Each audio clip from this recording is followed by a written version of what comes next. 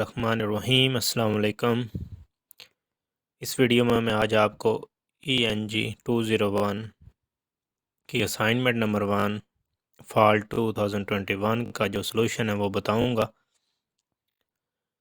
आपने video complete watch करनी है। इंशाल्लाह आपके जो इस असाइनमेंट में जो मार्क्स हैं वो 20 और 20 आएंगे। तो पहली शर्त यह है कि आपने मेरे चैनल सब्सक्राइब करना है और उसके बाद आपने क्या करना है, सब्सक्राइब करने के बाद आपने क्या करना है, साथ में बेल आइकन को भी लाजमी प्रेस करना ताकि हर अपलोड होने वाले वीडियो का नोटिफिकेशन या you will get all notification आप लोगों तक क्या पहुंच सके। सारे नोटिफिकेशन जो जो भी वीडियो मैं अपलोड करूं उनका नोटिफिकेशन आप तक पहुंच सके। तो वीडियो कंप्लीट वॉच करनी है आपने ताकि आप लोग के भी 20 और 20 मार्क्स जो हैं वो आ सकें। तो सब्जेक्ट नेम इसका है business and technical English writing. Fall जो है वो 2021 है। असाइनमेंट नंबर 1 है। टोटल मार्क्स इसके 20 हैं, जो कि आपको अगर वो कंप्लीट वॉच करेंगे तो 20 और 20 मार्क्स ज़रूर मिलेंगे। लेक्चर इस असाइनमेंट में जो कवर हो रहे हैं वो आपके पास 1 to 15 है। तो इंस्ट्रक्शन की ज़रूरत मेरे ख्याल में पढ़ने की नहीं है, क्योंकि ये सब को ऑलरेडी पता होती हैं। तो बगैर किसी टाइम ज़ाया के चलते हैं असाइनमेंट के सलूशन की तरफ। Writing communication is about organizing your ideas in a form of paragraph. कि जो रिटन कम्युनिकेशन होती है ये किसके मुतालिक होती है, अबाउट ऑर्गेनाइजिंग। क्या आप अपने आइडियाज़ को ऑर्गेनाइज करते हैं, उसको मैनेज करते हैं, उसको इस्तेमाल करते हैं किसके फॉर्म में, in the form of paragraph. दूसरी बात वो क्या कहते हैं, developing a paragraph require a lot of effort and thought according to the idea of the paragraph it can be develop in various style. यानी कि पैराग्राफ को डेवलप करने के लिए काफ़ी ज़्यादा मेहनत और सोचा विचार जो वो दरकार होती है। According to the idea of paragraph, यानी कि पैराग्राफ का जो आइडिया वो किस स्टाइल का हो सकता है। Can be develop, paragraph develop किया जा सकता है वेरियस स्टाइल, मुख्तलिफ स्टाइल्स में, जिसको बोलते हैं इलस्ट्रेशन। एक पैराग्राफ का जो स्टाइल है वो इलस्ट्रेशन हो सकता है। इलस्ट्रेशन कहते हैं कि किस चीज़ को इलस्ट्रेट करना, एक्सप्लेन करना, उसकी वजाहत करना। ये एक पैराग्राफ का स्टाइल हो गया। दूसरा जो इसका स्टाइल है वो कंपेरिजन एंड कंट्रास्ट है, यानी कि दो चीज़ों का आपस में कंपेरिजन करना, उनको कंट्रास्ट करना, उनका मुवाजना करना, उनको कंपेयर करना। थर्ड जो स्टाइल आपके पास है वो है काज एंड इफ़ेक्ट, यानी कि किस चीज़ को, काजेज और इफ़ेक्ट को एक्सप्लेन करना पैराग्राफ के अंदर। तो ये स्टाइल कौन सा कहलाता है, काज and effect style of paragraph. Classification और प्रॉब्लम्स एंड सॉल्यूशन। क्लासिफिकेशन किसी चीज़ को क्लासीफाई, उसकी इकसाम को बयान करना, उसके मुख्तलिफ अशकाल को बयान करना, उसको क्या बोला जाता है, क्लासिफिकेशन। और आखिरी जो स्टाइल आपके पास हो सकता है वो प्रॉब्लम्स एंड सॉल्यूशन। किसी चीज़ की प्रॉब्लम्स को एक्सप्लेन करना और फिर उसके सॉल्यूशन को भी, प्रॉब्लम के साथ साथ उसके सॉल्यूशन को भी एक्सप्लेन करना। अब आपका के लिए क्या काम है कि रीड द फॉलोइंग। ये रीड के स्पेलिंग असाइनमेंट में गलत लिखे हुए हैं। तो read the following passage and identify the style of the paragraph. आपने क्या करना है, नीचे 3 4 मेरे ख्याल में 5 पैराग्राफ गिवन है।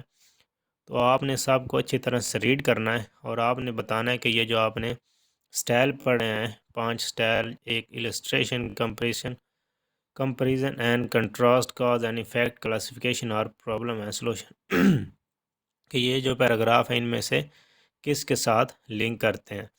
तो अब 1 बाय 1 मैं पैराग्राफ पढ़ूंगा तो ये वीडियो भी लंबी हो जाएगी और आप लोग भी जाएँ बोरिंग फील करना स्टार्ट हो जाएंगे। तो मैंने ये पैराग्राफ अच्छी तरह से पढ़े हैं और अच्छी तरह से पढ़ने के बाद ही मैं इनका जो आपके पास आंसर है वो बताने जा रहा हूँ। तो मैं आपको डायरेक्ट आंसर पे ले चलता हूँ और आपने क्या करना, अपनी तरफ से इन पैराग्राफ को लाजमी अच्छी तरह से पढ़ के आपने आंसर जो है वो लगाने हैं।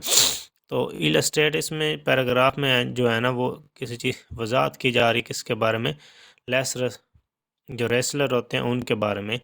wrestler put in a lot of time and effort to even become considered great or even some good। यानी कि इसके रेसलर के बारे में वजाहत की जा रही है, उसके बारे में एक्सप्लेन किया जाता है। तो ये किस टाइप का स्टाइल है, जो तो ये हमारे पास इलस्ट्रेशन का, जो इसको आप इलस्ट्रेशन बोल सकते हैं, क्योंकि इसमें किसी चीज़ की इलस्ट्रेट किया जाता है, उसको वजाहत किया जाता है, एक्सप्लेन किया जा रहा है। सेकंड क्या है, basket and soccer are played with a round ball. Basket and round ground, इसको राउंड बोलेंगे, विद अ राउंड बॉल, यानी कि अब इसमें कंपेरिजन किया जा रहा है कि इसको बास्केट एंड सॉकर को। तो ये हमारे पास आपको पता चल गया होगा कौन सी टाइप है। ये हमारे पास कंपेरिजन एंड टास्क है, इसको कंट्रास्ट है, इसको इसमें ये इसमें इस स्टाइल में आएगा। अब थर्ड जो है इफ़ेक्ट। अब आपने इफ़ेक्ट्स वाले पढ़े थे, इफ़ेक्ट्स एंड काज, तो आपको इस इफ़ेक्ट से पता चल गया होगा ये कौन सा स्टाइल है। तो आपका ये स्टाइल जो है वो कौन सा है, काज एंड इफ़ेक्ट। उसके बाद चलते हैं, देयर आर 3 डिफरेंट टाइप्स। तो ऊपर जब मैं आपको क्लासिफिकेशन के बारे में बताया था मैंने आपको, उसमें क्लासिफिकेशन में क्या मुख्तलिफ़ किस्म की टाइप्स को, उसके अशकाल को, उसकी इकसाम को जो है वो डिस्कस किया जाता है। तो यहाँ पे भी क्या किया, there are 3 different types of music, rock music, alternative rock और क्लासिक रॉक है। ये हमारे पास किस चीज़ के आएगा, कौन सा स्टाइल है, ये हमारे पास क्लासिफिकेशन स्टाइल एग्जिस्ट इसमें करता है। तो एंड पे हमारे पास एक ही प्रॉब्लम बचा, तो इसका जो हमारे पास होगा, इसमें जो जब मैंने पढ़ा तो इसमें मुझे because of its unnerving irreversibility entropy has been called the arrow of time. अब इसमें क्या किया जाता है, बिकॉज का मतलब होता है उसकी प्रॉब्लम होती है, वजह को बयान किया जा रहा है। उसके बाद उसमें क्या किया, इसमें उसके प्रॉब्लम को बयान किया जा रहा है, उसके बाद उसका सलूशन भी है जो वो एक्सप्लेन किया जा रहा है। तो इसमें आपके पास क्या होगा, ये सलूशन एंड प्रॉब्लम्स इसमें एग्जिस्ट करता है स्टाइल जो है। तो ये 100% करेक्ट मैंने आपको बताया, तो इसलिए मैंने बोला था आपने इसको कंप्लीट वॉच करना। वॉच करने के बाद आपने क्या करना है, असाइनमेंट को सबमिट करवाना है। उसके बाद क्वेश्चन नंबर 2 है। तो क्वेश्चन नंबर 2 में वो क्या कहता है कि यू एटीट्यूड का जिक्र करता है, मतलब आपको वी एटीट्यूड गिवन है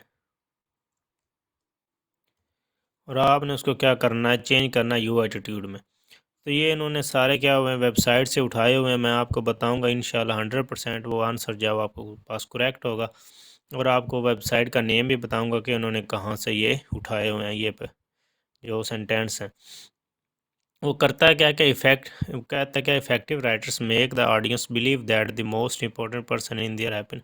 ये पढ़ने की ज़रूरत नहीं, हम इधर से जाते हैं कि carefully read the following sentence which are lacking. उसमें लैक किया जा रहा है, किसी चीज़ को, कमी को महसूस किया जा रहा है, किसको, यू एटीट्यूड को। अब यू एटीट्यूड को लैक किया जाए तो आपने इसका आगे वो खुद ही बताता है कि and refresh them according to the reader centered approach. Reader centered approach जिसको आप यू एटीट्यूड अप्रोच भी क्या, आपने क्या करना है, इसको चेंज करना है, मतलब जो रीडर है उसकी अप्रोच। तो पहला क्या क्या, we are shipping your order of September 21 this afternoon. तो जब मैंने इसको गूगल पे सर्च किया तो मुझे इसका जो आंसर है वो इस वेबसाइट से मिला, जिसको आप slideshare.com/61। तो यहाँ पे मैंने जब इसको सर्च किया, मैं इसको कॉपी करता हूँ तो फ़ौरन वो क्या होगा, हमारा पास वो शिफ्ट हो जाएगा उसके आंसर पे। मैं इसको फाइंड करता हूँ, ये देखें वी आर, इसको मैं थोड़ा जूम करता हूँ ताकि आप लोगों को अच्छे से नज़र आए।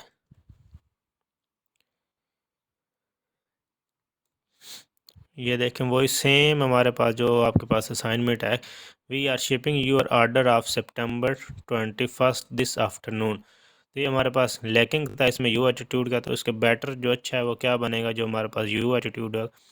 The 2 dozen corning where starter sets you ordered will be shipped this afternoon and should reach you by September 28। 21 इधर आना था, लेकिन उन्होंने गलती से 28 लिख दिया। ये इसका 100% करेक्ट यू एटीट्यूड है, तो आपने ये लाजमी लिखना है। तो दूसरा हमारे पास कौन सा है, तो we are sure that our view discount policy will be attractive to you. तो जब इसको मैंने इंटरनेट पे सर्च किया तो ये हमारे पास मुझे इस वेबसाइट से 3-4 जो है ना वो इकट्ठे मिल गया। तो मैं आपको दिखा देता हूँ, ये देखें, इसको भी मैं थोड़ा जूम करता हूँ।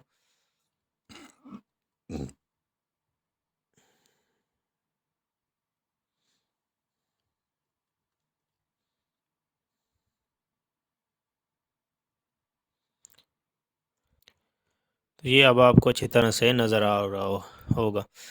तो हमारे पास ये बिल्कुल same as it is given है, we are sure that our view discount police will attractive to you.